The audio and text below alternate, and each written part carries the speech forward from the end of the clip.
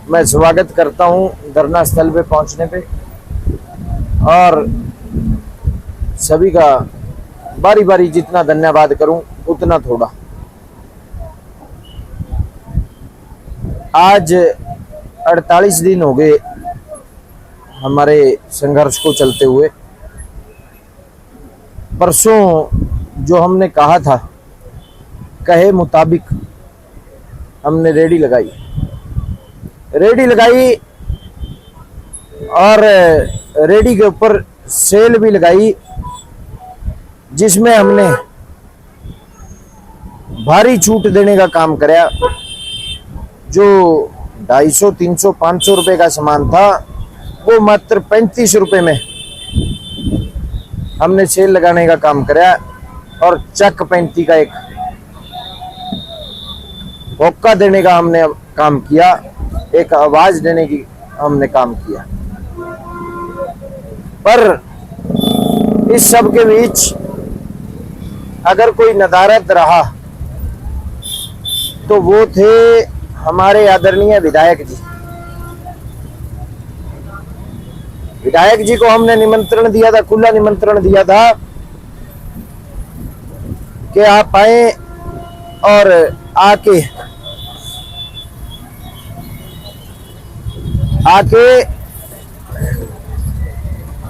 हमें रेडी लगाने से रोकें अगर हम गलत हैं। पर अपनी आदत से मजबूर विधायक जी जो नहीं आए, उन्होंने भारी पुलिस बल जरूर भेज दिया, और बारी बारी हम पुलिस बल से भी एक ही मांग करते रहे कि आपके पास कोई ऐसा ऑर्डर हो, ऐसा कोई कागज हो, विधायक जी द्वारा दी गई ऐसी कोई चिट्ठी हो जिसमें ये लिखा गया हो कि ये रेडियां अवैध हैं। पर पुलिस नाकाम रही कोई भी ऐसा कागज पेश करने में, और कड़े पहरे के बीच में, पुलिस के कड़े पहरे के बीच में हमने भारी सेल लगाने का काम किया, और हमने ऑफर जो दिया विधायक जी के लिए विशेष ऑफर था, पर विधायक जी आए नहीं। अब पुलिस ने हमें गिरफ्तार किया, गिरफ्तार करके शहजादपुर की सैर कराने का काम किया। पहले पूरे शहर में घुमाया, फिर अलग अलग सड़कों पे घुमाया, घूम फिर के फिर शहजादपुर तक लेके गए, और जैसे लेके गए मात्र 2 घंटे बाद वैसे ही छोड़ के भी गए। आज हम एक ही बात लेके चल रहे कि हमने इन 80 परिवारों को बचाना है। और पुलिस को मैंने पहले कहा था, अगर कार्रवाई करने का इतना शौक है तो अवैध रास्ते पे कार्रवाई करके आइए। अगर कार्रवाई करने का इतना शौक है तो दुर्गा मार्केट के बाहर बने अवैध दुकानों पे कार्रवाई करके आइए, दुर्गा मार्केट के ऊपर बने अवैध शेड के ऊपर कार्रवाई करके आइए, आदर्श मार्केट के ऊपर बने अवैध शेड के ऊपर कार्रवाई करके आइए, उनके बाहर लगी अवैध दुकानों के ऊपर कार्रवाई करके आइए जो 12-12 हजार रुपए महीने के किराए पे चढ़ाई हुई।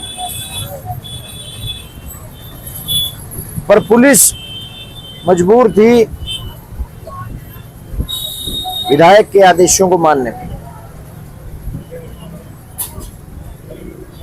हम गिरफ्तार करके ले जाए गए। हमने बारी बारी पूछा कि हमारा कसूर क्या है, पर कोई जवाब नहीं मिला। अगर कोई कसूर हो तो जवाब मिले।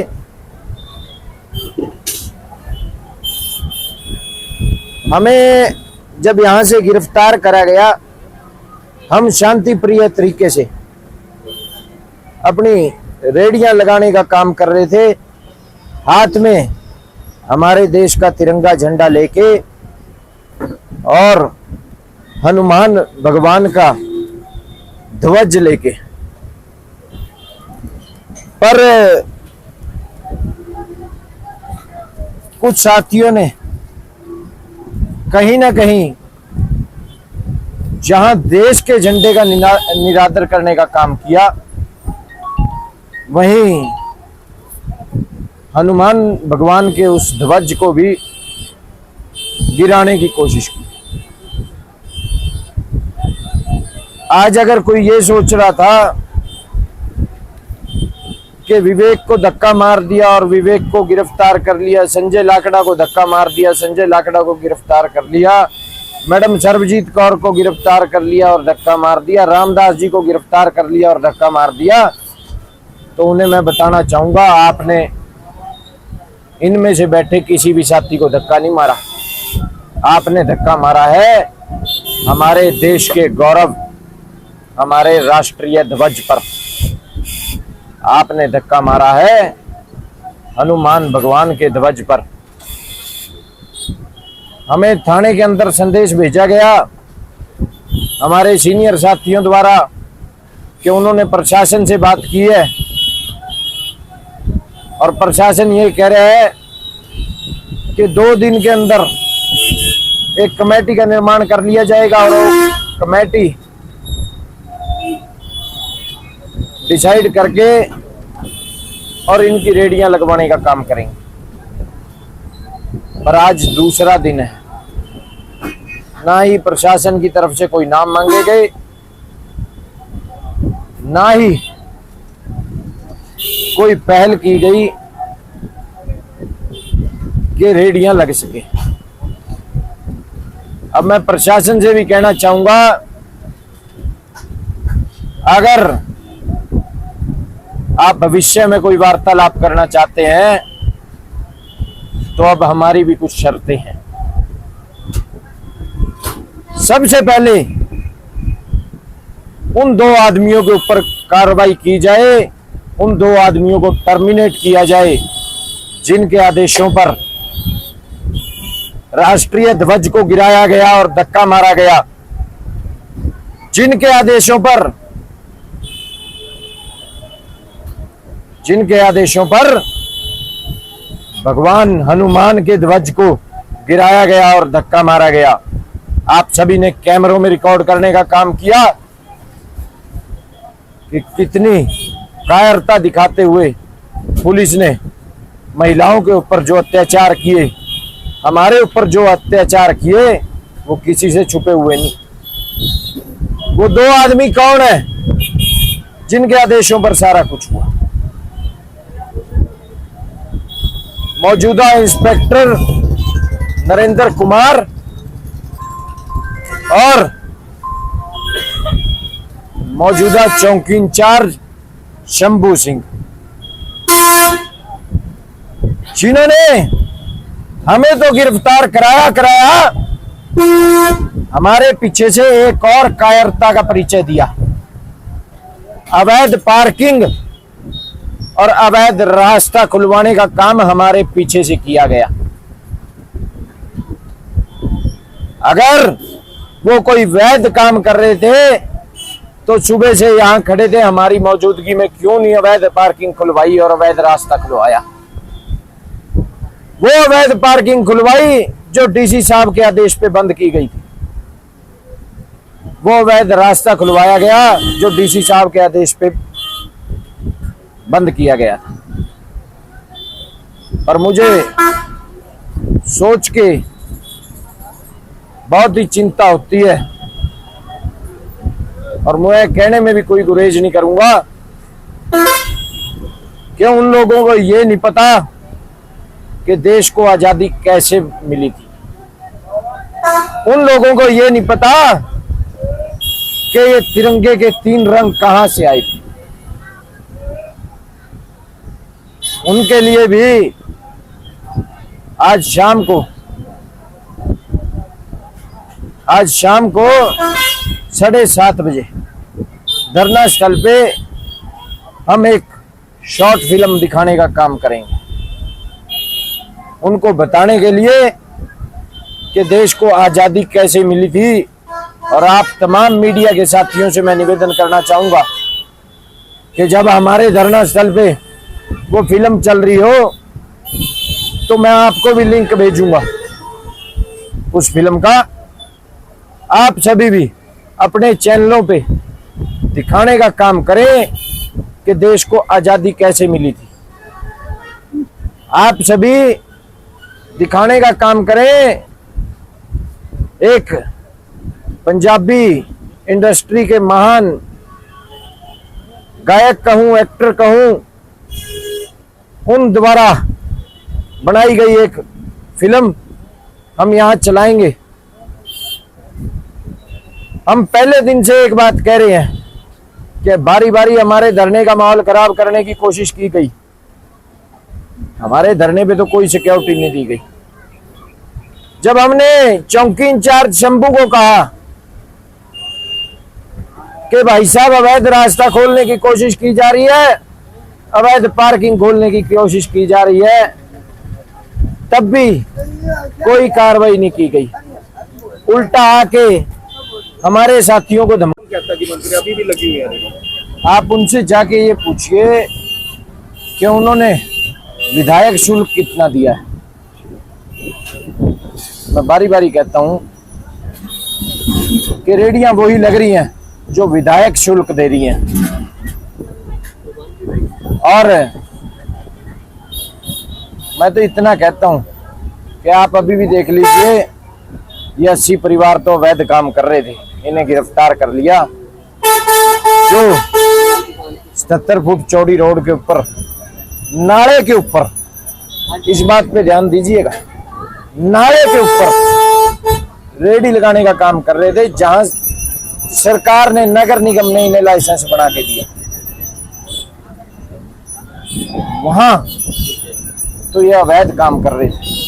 जो अंदर 23-27 कितनी फुट चौड़ी रोड है, उसके ऊपर अवैध कब्जे किए हुए हैं, वो किसी को नहीं दिख रहे। और एक बात और मैं बताना चाहूंगा, अगर कोई साथी सोच रहा था कि विवेक को, संजय लाकड़ा को, दलबीर पूनिया को, राजेश मेहता को, विनोद धीमान को धक्के मार दिए या गिरफ्तार कर लिया, तो हमें गिरफ्तार नहीं किया था, राष्ट्रीय ध्वज को गिरफ्तार किया था। हमारे हाथों में राष्ट्रीय ध्वज, हमारे हाथों में बजरंग बली का ध्वज था, उसको गिरफ्तार करने की कोशिश की, पर नाकाम कोशिश रही, नाकाम कोशिश रही। और शनिवार को फिर ऐसी नाकाम कोशिश करें, पर रेडियां तो लगेंगी। ये बहुत गलत हुआ है। जो कार्यकर्ता जो रेडी फड़ी वाले ध्वज को लेकर जा रहे थे और जो इन्होंने तिरंगे को और हनुमान जी के ध्वज को अपमानित करने का काम किया, ऐसे व्यक्तियों पर, उन पुलिस कर्मियों पर, एक जो नरेंद्र कुमार SHO, उस पर और शंभू पर अवश्य कार्रवाई होनी चाहिए।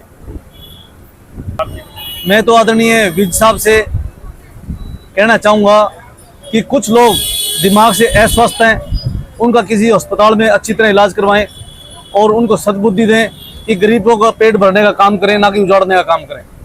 मैं विज साहब से बार बार प्रार्थना करता हूं कि ऐसे लोगों को अच्छे से अस्पताल में ले जाएं, कोई PGI में या रोहतक PGI में या चंडीगढ़ PGI में उनका इलाज करवाओ, जिससे कि उनको सद्बुद्धि आ जाए। सबसे पहले मैं धन्यवाद करती हूँ हमारे धरना स्थल पर बैठे हमारे संघर्ष के साथी जो आवाज़ उठा रहे हैं, विरोध कर रहे हैं, तो उन सबका धन्यवाद। हम यही कहना चाहते हैं कि जब हमने रेडियां लगाई तो हमारे पास लाइसेंस थे, हम पूरे अधिकार के साथ रेडियां लगाने के लिए गए थे और हमने बार बार जब उनको बोला था कि हमारी बात को यहाँ पर आके सुना जाए कि हम कोई अवैध काम नहीं कर रहे, कोई गैर कानूनी काम नहीं है, बाकायदा लाइसेंस थे हमारे पास। वो लाइसेंस जो नरेंद्र सिंह मोदी जी ने खुद ही अपने हाथों से बनाकर इन गरीबों को दिए थे, तो वो लाइसेंस लेकर हमारी ये गरीब बहनें अपनी रेडी लगाने के लिए गई थी। तो पुलिस प्रशासन ने किस अधिकार से इनको रेडियो से उठाया गया और इतने बुरे तरीके से हमारे भारतीय ध्वज को पैरों के तले रौंदा गया। क्या यही गौरव है भारत का? क्या अधिकार था उनके पास? उन्होंने हमें कोई अरेस्ट वारंट नहीं दिखाया, उन्होंने कोई चिट्ठी नहीं दिखाई, उन्हें कोई अधिकार नहीं था हमें अरेस्ट करने का, तो उन्होंने फिर भी अरेस्ट किया।